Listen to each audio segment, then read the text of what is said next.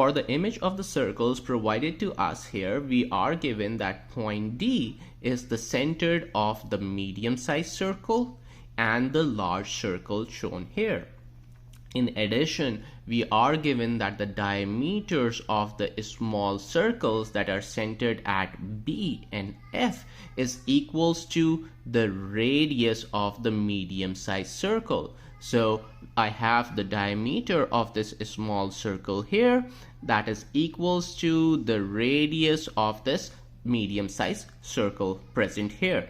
Now, in order to figure out what is the shaded area percent to the largest circle, we first need to figure out the areas of each one of these circles. So let's start this problem by assigning some values to the radius of this smallest circle here. So let's say I have a radius of 1 here, and this guy will be also 1. Now in the question we are given that the diameter of this small circle is equals to the radii of the mid-sized circle. So the radius of this mid-sized circle will become 2. I have 2 here. Similarly, I have 1 and 1. Okay.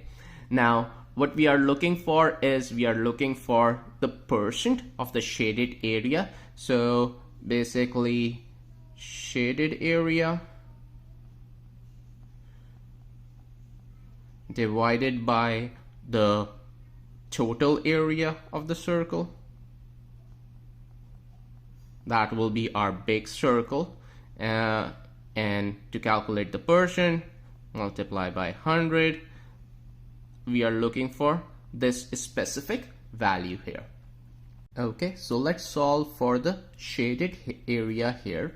So for the shaded area, we know that it can be calculated by subtracting these 3 circles from the bigger circle here. So let's start with the area of bigger circle. That will be pi r square. That is the radius. Now the radius of the bigger circle is this distance, that is 2 plus 1 plus 1. So this will be equals to 4 square. Subtracting the smaller circles I have here. So start with this one.